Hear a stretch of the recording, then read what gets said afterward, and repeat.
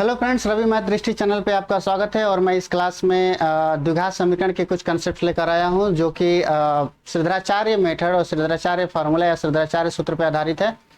तो यहाँ पर हम लोग ये सीखेंगे कि श्रीधराचार्य फार्मूला का डेरिवेशन कैसे होता है या उसको हम लोग डिराइव कैसे कर सकते हैं और उसका यूज किस प्रकार से करते हैं, ये सीखेंगे। तो सबसे पहले हम लोग देखना है कि क्वाड्रेटिक इक्वेशन क्या होता है। तो चलिए हम लोग देखते हैं क्वाड्रेटिक इक्वेशन क्या होता है।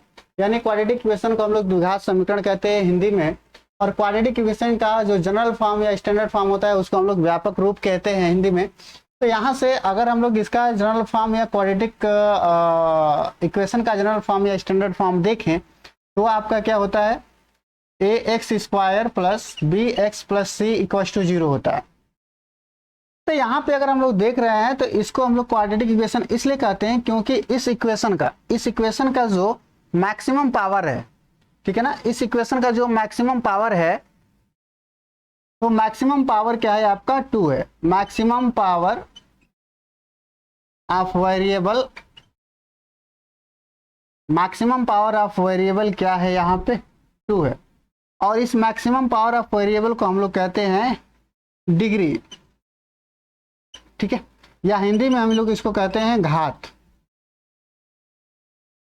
हिंदी में हम लोग इसको कहते हैं घात। तो इस जो इक्वेशन का या इस जो समीकरण का जो मैक्सिमम पावर ऑफ वेरिएबल है, मैक्सिमम पावर ऑफ जो वेरिएबल है वो क्या है 2 है। मैक्सिमम पावर ऑफ वेरिएबल क्या है आपका 2 है, और इसी को हम लोग इस इक्वेशन का डिग्री या घात बोलते हैं।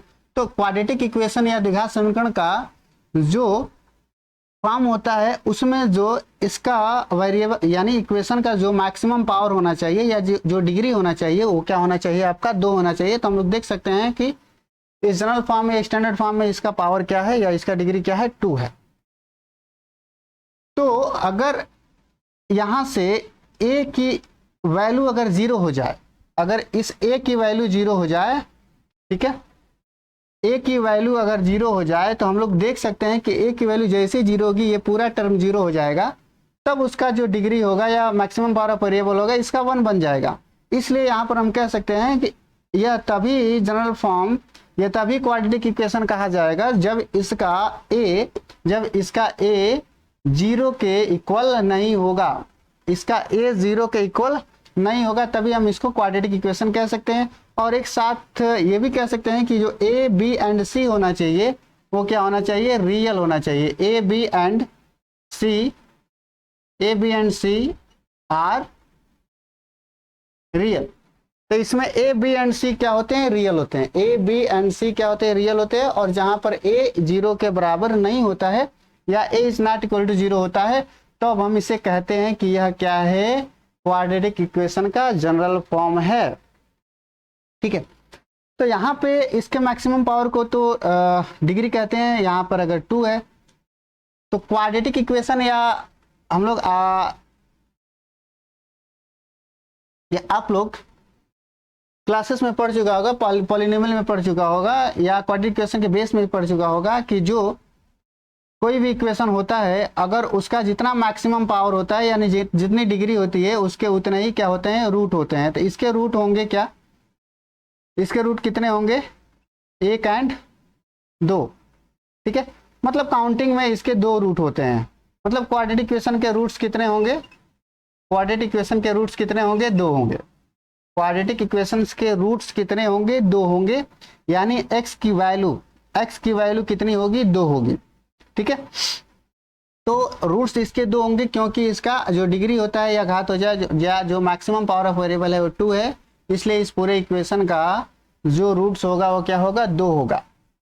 इस बेस पर अगर एक चीज और हम लोग सीखें तो यहाँ पे अगर हम लोग इसका ग्राफ बनाते हैं, ठीक है, कार्टेशियन प्लेन पे अगर ग्राफ बनाते हैं तो कार्टेशियन प्लेन पे अगर ग्राफ बनाते हैं तो यह मैक्सिमम पावर 2 है यानी इसके रूट्स 2 हैं। इसका मतलब है कि x अक्ष को यानी x एक्सिस को ये y एक्सिस है और ये x एक्सिस है, ठीक है।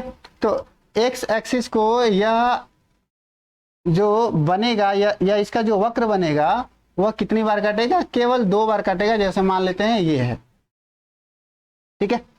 ये जो कट रहा है, ये जो 2 पॉइंट्स है, ये 2 पॉइंट्स एक्स की वैल्यू को दिखाते हैं जो, या एक्स की वैल्यू इसकी क्या कहलाती है, रूट्स कहलाती है। मतलब इस वक्र का कितने रूट्स होंगे, इस वक्र का कितने रूट्स होंगे आपके, 2 होंगे।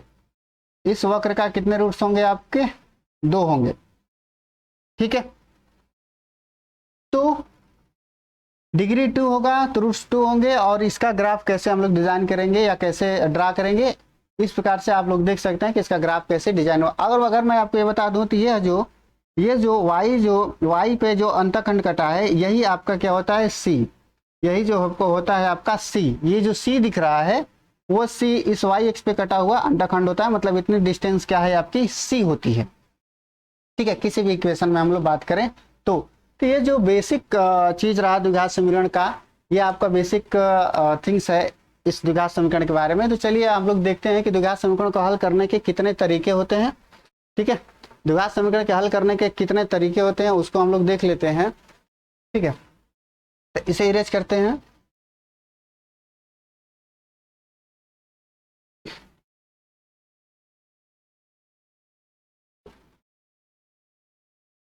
चलिए, तो द्विघात समीकरण को सॉल्व करने के कितने तरीके होते हैं।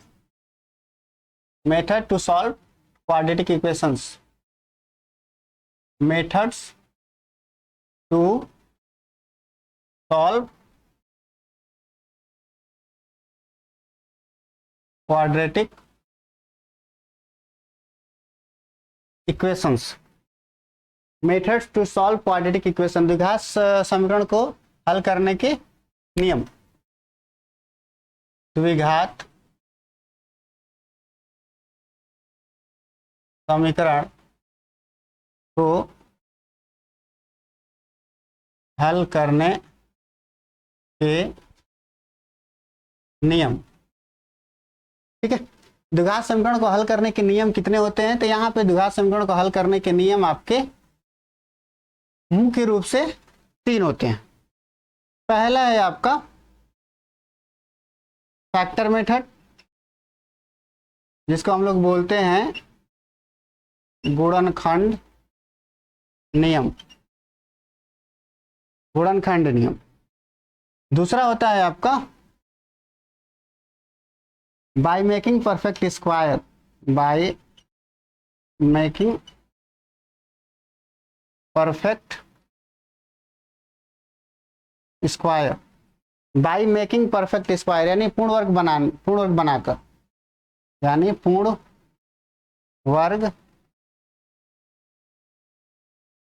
वर्ग बनाकर।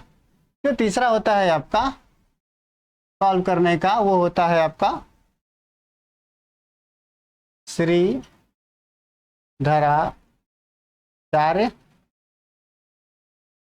फार्मूला, यानी श्रीधराचार्य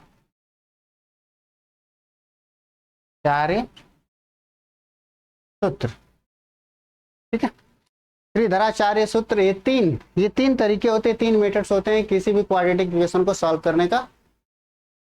तो हम लोग इस पे बात करने वाले हैं कि श्रीधराचार्य फार्मूला या श्रीधराचार्य सूत्र बना कैसे है। तो चलिए हम लोग देखते हैं कि श्रीधराचार्य फार्मूला, श्रीधराचार्य सूत्र बना कैसे है।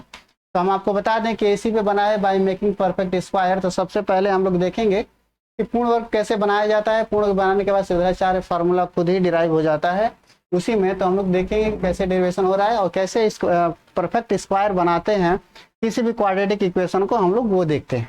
ठीक है,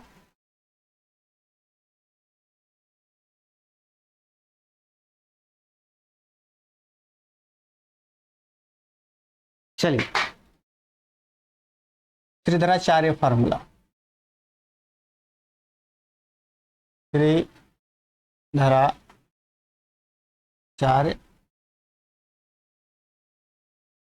फार्मूला,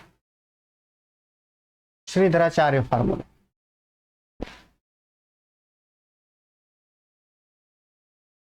तो जैसा कि हमने देखा है, इसका जो जनरल फॉर्म था क्वाड्रेटिक इक्वेशन का, वो क्या था, x square plus b x plus c equal to 0। ये इसका बेसिक फॉर्म था। अब मैं आपको बता दूं कि अगर परफेक्ट स्क्वायर बनाना है तो हम लोग को इसमें ये बनाने की हम लोग कोशिश करेंगे, a प्लस बी का होल स्क्वायर इक्वल टू होता है a square plus b square plus 2ab। अब आप लोग जानते हैं कि a प्लस बी का होल स्क्वायर, ये जो टर्म है या ये जो टर्म है यह एक परफेक्ट स्क्वायर है। यह जो एक्सप्रेशन दिख रहा है यह परफेक्ट स्क्वायर दिख रहा है। तो इसमें हम लोग यही बनाने की कोशिश करेंगे कि परफेक्ट स्क्वायर कैसे बनाना है। तो यहाँ पे हम लोग देख रहे हैं कि ए एक्स स्क्वायर है plus b x plus c equal to 0 है। परफेक्ट स्क्वायर सबसे पहले हम लोग बनाने के लिए क्या करते हैं कि इसमें ए से डिवाइड कर देते हैं, क्योंकि एक्स स्क्वायर का कॉफिशिएंट अगर 1 बन जाए तो कुछ आसानी हो जाएगी इसको परफेक्ट स्क्वायर बनाने के लिए हमको। तो यहाँ से क्या करते हैं कि एक्स स्क्वायर का कॉफिशिएंट 1 कर देते हैं। तो 1 करने के लिए क्या करेंगे हम लोग, इसमें ए से डिवाइड कर देते हैं इस कंप्लीट इक्वेशन में, यानी दोनों साइड्स में हम लोग ए से डिवाइड कर देते हैं। चलिए डिवाइड करते हैं तो मिल जाएगा आपका A x square upon A plus B upon A into X plus C upon A equal to 0। तो यहाँ से ए क्या हो जाएगा, कैंसिल आउट हो जाएगा। तो मिलेगा x square plus b by a x plus c by a equal to 0। ठीक है, अब क्या करेंगे हम लोग देख रहे हैं कि यहाँ पर फार्मूले में 2 दिख रहा है, ए का स्क्वायर। यहाँ पर अगर हम लोग एज्यूम करें ए के जगह पर अगर एक्स एज्यूम करें, मतलब ए के जगह पर क्या है आपका एक्स है, तो उसके अनुसार यहाँ पे क्या बन जाएगा आपका एक्स का स्क्वायर बन जाएगा प्लस 2a भी चाहिए। अब 2a के जगह पर क्या चाहिए, यहाँ 2 चाहिए, यहाँ x चाहिए, तो 2 इंटू एक्स चाहिए यहाँ पर, यानी यहाँ पर x के साथ 2 होना चाहिए, यहाँ पर उसके अनुसार x के साथ क्या होना चाहिए 2 होना चाहिए। तो हमें 2 से मल्टीप्लाई करना पड़ेगा और 2 से डिवाइड करना पड़ेगा। तो यहाँ से हम लोग करते हैं x square plus 2 into x into, जो यहाँ 2 से हम लोग मल्टीप्लाई किए हैं 2 से डिवाइड भी करना पड़ेगा, तो हम लोग 2 से डिवाइड करके लिख लेते हैं b अपान 2a। ठीक है, b अपान 2a लिख लेते हैं। तो b अपान 2a जैसे लिखा, ये b अपान 2a डिफाइन कर रहा है कि भाई यहाँ पर इस b के जगह पर क्या बन गया, इस b के जगह पर बन गया b अपान 2a। इस b के जगह पर क्या बन गया b अपान 2a। तो प्लस देख रहे हैं कि यहाँ पर हमको क्या चाहिए, यहाँ पर क्या बन गया आपका b अपान 2a, तो प्लस b स्क्वायर भी चाहिए, यानी b अपान 2a का क्या चाहिए यहाँ पे होल स्क्वायर चाहिए। ओके, तो यहाँ पर b अपान 2a का होल स्क्वायर एक बार क्या करेंगे ऐड कर लेंगे, और प्लस b अपान 2a का होल स्क्वायर एक बार क्या कर लेंगे, सॉरी एक बार क्या कर लेंगे सब्ट्रैक्ट कर लेंगे या घटा लेंगे। उसके बाद बचा plus c by a equal to 0, इसको लिख लेंगे। ठीक है, तो x square plus 2 into x into b by 2a plus b by 2a का whole square minus b by 2a का whole square plus c by a equal to क्या हो जाएगा 0 हो जाएगा। ठीक है, तो नेक्स्ट देखते हैं कि यहाँ पर a का square plus 2ab plus b का स्क्वायर बन गया। तो इसको हम लोग क्या लिख सकते हैं, इतनी वैल्यू को क्या लिख सकते हैं, इतनी वैल्यू को लिख सकते हैं x plus b by 2a का होल स्क्वायर। उसके बाद जो शेष बचेगा उसको हम लोग उस साइड कर देते हैं। तो उस साइड करेंगे तो b अपान या b स्क्वायर और 2a का स्क्वायर करेंगे तो ये हो जाएगा 4a का स्क्वायर, ये पॉजिटिव उधर जाएगा तो हो जाएगा, ये जाएगा तो उधर नेगेटिव हो जाएगा, तो b c अपान कितना हो जाएगा आपका a। ठीक है, c अपान a हो जाएगा। अगर नेक्स्ट इसी को सॉल्व करते हैं, नेक्स्ट अगर इसको सॉल्व करते हैं, ठीक है,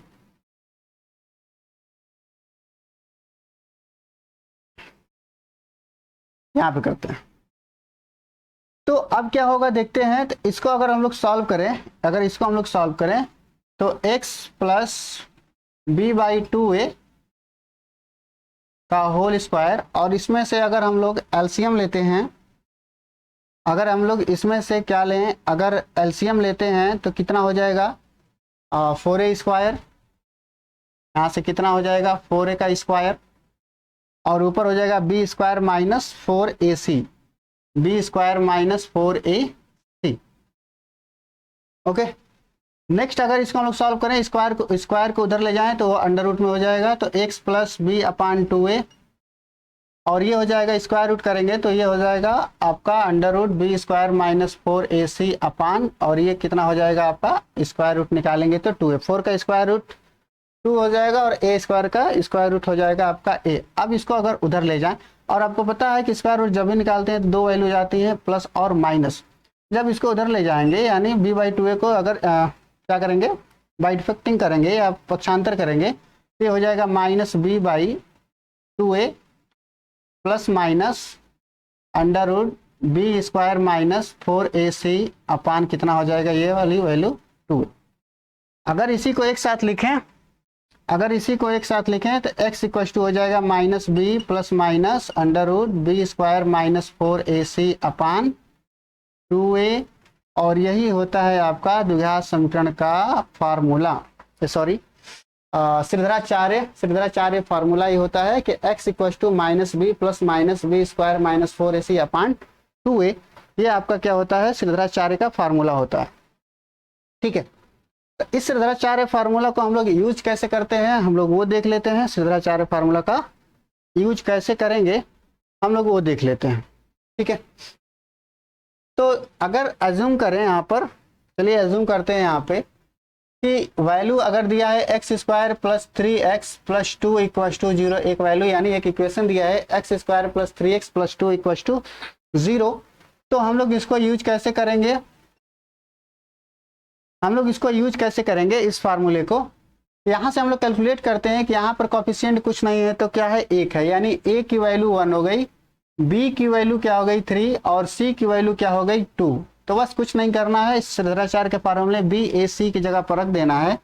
तो x इक्वल टू क्या हो जाएगा माइनस b की वैल्यू क्या है minus 3 plus minus under root b square minus 4ac, b का स्क्वायर करेंगे तो कितना हो जाएगा 3 का स्क्वायर माइनस 4 फार्मूले में है, a की वैल्यू है 1 इंटू c की वैल्यू है आपका 2 अपान 2 इंटू a की वैल्यू क्या है 1। तो x इक्वल टू क्या हो जाएगा माइनस 3 प्लस माइनस, ये हो जाएगा स्क्वायर रूट में 3 का 9 माइनस 8 अपान कितना हो जाएगा 2। अब x का इक्वल टू निकालेंगे, x की वैल्यू निकालेंगे तो minus 3 plus minus under root 1 यानी 1 बचेगा, तो माइनस 3 प्लस माइनस 1 अपान 2। ठीक है, एक बार इसको क्या करेंगे, ऐड करेंगे तो minus 3 plus 1 minus 2, minus 3 plus 1 minus 2 अपान 2 कितना हो जाएगा 1। ठीक है, -1 माइनस 3 प्लस 1 यानी माइनस 2 अपान 2 कितना हो जाएगा -1। और एक बार इसको अगर माइनस के साथ लेंगे तो माइनस 3 माइनस 1 कितना हो जाएगा -4, और -4 बाई 2 आप इक्वल टू कितना हो जाएगा -4 बाई 2 यानी -2। तो इसका यूज हम लोग श्रीधराचार्य फार्मूले का अगर कोई दिया हो ऐसे इक्वेशन सॉल्व करने के लिए, क्वाड्रेटिक इक्वेशन, तो सिंपल हम लोग इस तरीके से सॉल्व कर सकते हैं। और ये आपका क्या है, श्रीधराचार्य फार्मूले को डिराइव करने का तरीका क्या है, और वो तरीका क्या है कि क्वाड्रेटिक इक्वेशन को सॉल्व करने का जो दूसरा मेथड होता है परफेक्ट स्क्वायर बनाकर, सेम उसी तरीके से हम लोग इसका क्या करते हैं, श्रीधराचार्य फार्मूले का डिराइव करते हैं या डेरिवेशन करते हैं। ठीक है, तो इस तरीके से आप ये सीख सकते हैं कि दोनों तरीका सीख सकते हैं कि श्रीधराचार्य फार्मूले का यूज कैसे कर सकते हैं, और यहाँ से किसी भी क्वाड्रेटिक इक्वेशन को हम लोग क्वाड्रेटिक इक्वेशन में हम लोग परफेक्ट स्क्वायर कैसे बना सकते हैं, ये दोनों तरीका इसमें आप लोग देख सकते हैं। ठीक है, एक बार देख लीजिए आप।